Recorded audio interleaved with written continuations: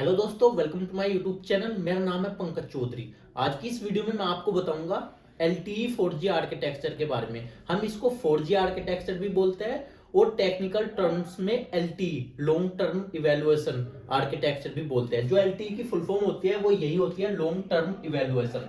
जो आप यहाँ पे बोर्ड पे देख पा रहे होगे, ये एक कंप्लीट आर्किटेक्चर है 4G का। इसके बारे में मैं आपको बताऊंगा जितने भी यहाँ पे कंपोनेंट यूज किए हुए हैं और उनकी क्या फंक्शनैलिटी होती है, वो यहाँ पे आपको डिटेल में एक्सप्लेन करने वाला हूँ। आप वीडियो को कंप्लीट वॉच कीजिए और मैं आपको प्रॉमिस करता हूँ, अगर आपने ये वीडियो कंप्लीट वॉच की तो 4G का कॉन्सेप्ट आपको क्लियर हो जाएगा। अगर इंटरव्यू में आपसे इससे रिलेटेड कोई भी क्वेश्चन पूछा जाता है तो आप बड़ी आसानी से उसका आंसर कर पाओगे। तो आइए देखते हैं। सबसे पहले मैं आपको यहाँ पे कुछ कंपोनेंट्स के बारे में बताता हूँ। जैसे कि आपको पता होगा कि जो हमारा 4G होता है वो हमारा सिम पर वर्क करता है, ठीक है। तो हमारे यहाँ पे मोबाइल होगा, इसको हमने नाम दिया यूई। यूई का मतलब होता है यूजर इक्विपमेंट। मोबाइल क्या है, जो स्मार्टफोन है वो एक यूजर इक्विपमेंट है, आप उसको यूज करते हो, ठीक है। तो हम उसमें सिम को डाल देते हैं। मोबाइल एक क्या है, एक हार्डवेयर बोल सकते हो आप इसको। उस हार्डवेयर में हम क्या डालते हैं, सिम डालते हैं, ठीक है। तो 4G हमारा उसी की हेल्प से हम वर्क करा पाते हैं 4G को। फिर आपने देखा होगा जो आपके घर के आसपास या किसी मार्केट में टावर्स होते हैं, उनको हम क्या बोलते हैं यहाँ पे, E node B. Technical terms में उनका नाम दिया हुआ है ई नोड बी 4G के अंदर। पहले हम 2G और 3G भी होते थे। 2G में हम उसको BTS बोलते थे, 3G में नोड भी बोलते थे, लेकिन 4G में हम उसको क्या बोलते हैं, ई नोड बी बोलते हैं। और ये हमारे एक से ज्यादा हो सकते हैं, मल्टीपल्स हो सकते हैं। जितना बड़ा हमारा एरिया रहेगा उतने ज्यादा हमारे यहाँ पे ई नोड भी हो सकते हैं। तो फर्स्ट मैंने आपको बता दिया, हमारे पास यूई रहेगा, सेकंड रहेगा ई नोड बी। तो जो हमारा यहाँ पे ई नोड बी होता है उसको हम बोलते हैं ई यूट्रॉन। ये आपको याद रखना है, उसको क्या बोलते हैं, ई यूट्रॉन। तो फर्स्ट कंपोनेंट हमारा हो गया यूई, यूजर इक्विपमेंट। सेकंड होगा हमारा ई यूट्रॉन और थर्ड आता है हमारा ईपीसी। ईपीसी में हमारे कुछ कंपोनेंट्स होते हैं जैसे कि एमएमई, एचएसएस, एसजीडब्ल्यू, पीडीएन, जीडब्ल्यू। तो ये हमारा ईपीसी के अंडर में आ जाता है।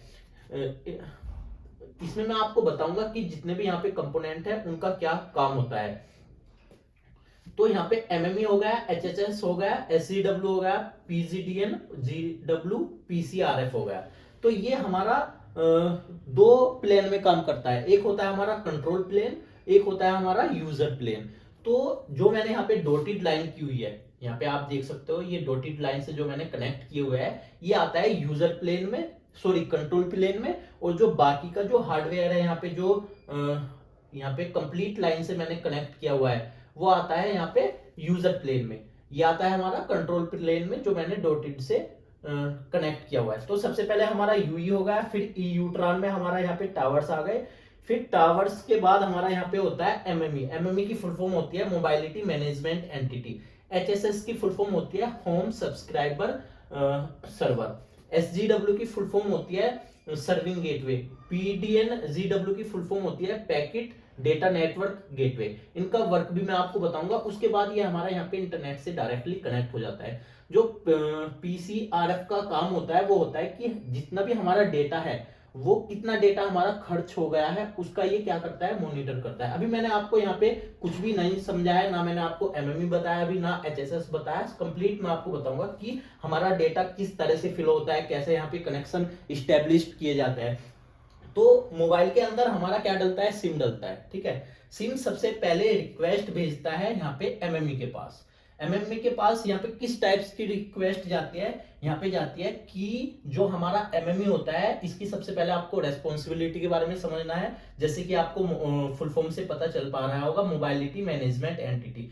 एक तो ये मैनेज करता है मोबाइलिटी को, यानी कि अगर हमारा जो ये मोबाइल है अगर कहीं पे ये मूव करता है एक लोकेशन से अदर लोकेशन पे, तो ये उसको मॉनिटर करेगा और उसी के अकॉर्डिंग ये यहाँ पे उसी नोड बी से उसको कनेक्ट कर देगा जहां पे उसको नेटवर्क आसानी से मिल रहे होंगे, यानी कि जहां पे ये फिजिबल होगा। जो कस्टमर का जो मोबाइल है या जो यूजर का जो इक्विपमेंट है, जहां पर वो फिजिबल होगा, जहां पे अच्छे नेटवर्क आ रहे होंगे, ये एमएमई उसको उसी से यहाँ पे कनेक्ट करने का काम करेगा। दूसरी चीज, ये ऑथेंटिकेशन के लिए भी यूज किया जाता है, यानी कि जो ये कस्टमर है ये किस टाइप्स की सर्विस यूज कर रहा है। इंटरनेट में ऐसा नहीं होता कि बस इंटरनेट ही है। हम जो नॉर्मल इंसान होते हैं वो जानते हैं कि बस इंटरनेट है, कुछ भी सर्च करो आ जाएगा।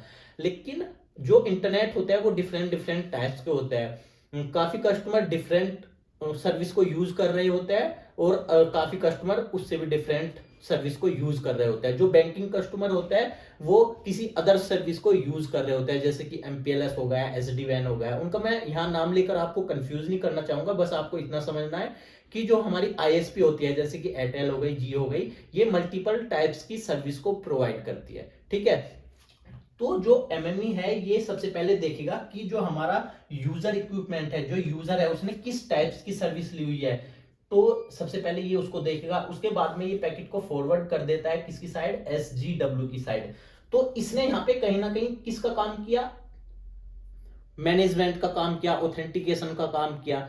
तो इसने कंट्रोल करने का काम किया एक तरह से, क्योंकि सबसे पहले यही चेक करेगा कि जो हमारा यूई है ये ऑथेंटिक है या नहीं है, इसने जो रिचार्ज वगैरह है वो कराया हुआ है या नहीं है। अगर उसकी वैलिडिटी खत्म हो गई है तो वो उसको आगे रिक्वेस्ट नहीं करेगा, ठीक है, एसजीडब्ल्यू के पास कि इसके पैकेट को फॉरवर्ड कर दिया जाए, यानी कि कोई भी एक्टिविटी नहीं होगी, क्योंकि ये उसको ऑथेंटिकेशन ही नहीं कर पाएगा। ठीक है, जो एचएसएस होता है, होम सब्सक्राइबर सर्वर, इसके पास कंप्लीट इंफॉर्मेशन रहती है यूजर की, यानी कि इसकी लोकेशन रहेगी और जितनी भी हमारी बेसिक इंफॉर्मेशन रहती है वो एचएसएस में रहती है। ठीक है, कि हमारा जो कस्टमर है किस एड्रेस का है, किस लोकेशन का है, और मैंने आपको एमएमई के बारे में बता ही दिया। आई होप आपको यहाँ पे ये समझ में आ गया होगा। तो जो हमारे ये दोनों ही कंपोनेंट है, एमएमई और एचएसएस, ये हमारे कंट्रोल प्लेन में काम करते हैं, यानी कि कंट्रोल करने का काम करता है। उसके बाद हमारी अदर एक्टिविटी होती है। सबसे पहले जो यूजर इक्विपमेंट है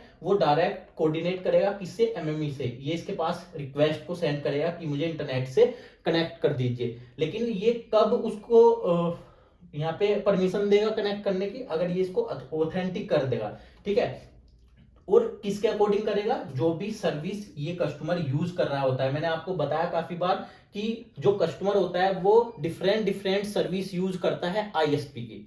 उसके बाद ये यहाँ पे एसजीडब्ल्यू से कनेक्ट हो जाएगा। एसजीडब्ल्यू में जो हमारा यहाँ पे मैंने यहाँ पे हार्ड लाइन से यहाँ पे शो किया हुआ है, यहाँ पे हमारा एक्चुअल डेटा जाएगा। कंट्रोल प्लेन में यहाँ पे आपको मैनेज किया जाएगा, कंट्रोल किया जाएगा। ठीक है, ये यहाँ पे एक्चुअल डेटा आपका ट्रांसफर नहीं होगा, जब आपको परमिशन मिल जाएगी। परमिशन मिलने के बाद में आपका जो डेटा है ऑथेंटिकेशन हो जाएगा, जो एक्चुअल डेटा है वो ट्रांसफर होगा इन हार्डवेयर के थ्रू। तो ये हो गया सर्विंग गेटवे। ये आपको ये इसका काम क्या होता है, जो हमारी ये बीटीएस वगैरह होते हैं, सॉरी यहाँ पे 4G में हम ई नोड भी बोलते हैं, उनसे जो डेटा आएगा उसको रिसीव करेगा और फॉरवर्ड कर देगा, यानी कि पैकेट को फॉरवर्ड करने का काम कौन करता है, एसजीडब्ल्यू करता है। उसके बाद ये आगे की साइड इसको फॉरवर्ड करेगा। आगे कंपोनेंट होता है हमारा PDN, packet data network gateway. यही एक ऐसा गेटवे होता है यहाँ पे जो आपको इंटरनेट से कनेक्ट करने का काम करता है, और यही आपको एक आईपी एड्रेस एलोकेट करता है, या मैं बोल सकता हूँ असाइन करता है। यहाँ पे जो आपका मोबाइल है ना, इसमें एक सिम है, उस सिम को ये क्या देगा, एक आईपी एड्रेस प्रोवाइड करेगा, जिसकी हेल्प से आप इंटरनेट से कनेक्ट कर पाओगे। और वो कनेक्ट करने का काम कौन करता है, यही गेटवे करता है, पीडीएन गेटवे ही करता है। और जैसे कि मैंने आपको बताया कि जो आईएसपी होती है वो डिफरेंट डिफरेंट तरह की सर्विस को प्रोवाइड करती है अकॉर्डिंग टू कस्टमर, जिस तरह की सर्विस कस्टमर लेना चाहता है। तो उसके बाद ये चीज देखेगा कि कस्टमर किस टाइप की सर्विस को यूज कर रहा है, क्योंकि ये हो गया गेटवे आपका, ये मल्टीपल टाइप्स की सर्विस से कनेक्ट है। हाइब्रिड जो सर्विस होती है, नॉर्मली जो इंटरनेट होता है उससे भी ये डायरेक्ट कनेक्ट है। एमपीएलएस की जो सर्विस होती है उससे भी ये डायरेक्ट कनेक्ट है, और पता नहीं कितने टाइप्स के यहाँ पे काफी नेटवर्क होता है, उन सबसे ये यहाँ पे कनेक्ट है। तो उसका पता कैसे लगता है, उसका पता एमएमई के थ्रू भी लगता है। ठीक है, जो हमारा एपीएन होता है, ठीक है, वो सिम में यहाँ पे कॉन्फ़िगर किया जाता है कि कौन सा एपीएन यहाँ पे यूज हो रहा है। उसके बाद ये यहाँ पे आता है, ठीक है, पीडीएन देखता है कि यहाँ पे कौन सा एपीएन यूज किया जा रहा है, जो कि एमएमई ने यहाँ पे उसको ऑथेंटिकेशन दे दिया है, यानी कि एक तरह से परमिशन दे दिया है। सपोज कीजिए यहाँ पे काफी टाइप्स के एपीएन यूज किए जाते हैं, अलग अलग सर्विस के लिए अलग अलग एपीएन यूज किए जाते हैं। जो आप नॉर्मली इंटरनेट यूज करते हो उसके लिए एयरटेल gprs.com करके कुछ कनेक्ट किया जाता है। जो एमपीएलएस सर्विस होती है एयरटेल के अंदर, वो वहां पे एयरटेल कनेक्ट.com करके यूज किया जाता है। तो अलग अलग सर्विस के अलग अलग एपीएन होते हैं, उसके अकॉर्डिंग ये यहाँ पे आपको उसी इंटरनेट पे, या मैं बोल सकता हूँ उसी सर्विस पे डायरेक्ट कनेक्ट करने का काम कौन करता है, पीडीएन। और जो मैंने आपको बताया पीसीआरसी का काम होता है कि जो हमारा यूजर है ये कितने डेटा को यूज कर पा रहा है और कितने सेकंड में, ये आपके डेटा को मॉनिटर करता है यहाँ पे। आई होप आपको यहाँ पे समझ में आ गया होगा कि यूजर इक्विपमेंट क्या होता है, इनोड भी क्या होता है, ये कंट्रोल प्लेन से कैसे कनेक्ट रहता है, ये आपको यहाँ पे मॉनिटर करने का काम करता है, कंट्रोल करने का काम करता है एमएमई और एचएसएस। उसके बाद आपका एक्चुअल डेटा फ्लो होता है एसजीडब्ल्यू और पीडीएन के थ्रू। मैंने आपको बता दिया ये आपको आईपी एड्रेस यही एलोकेट करता है, ये आपको राउटिंग कराएगा एसजीडब्ल्यू। अगर आपको वीडियो अच्छी लगी है तो प्लीज वीडियो को लाइक कीजिए, चैनल को सब्सक्राइब कीजिए, क्योंकि मैं एजुकेशन से रिलेटेड और नेटवर्किंग से रिलेटेड वीडियो अपलोड करता रहता हूं।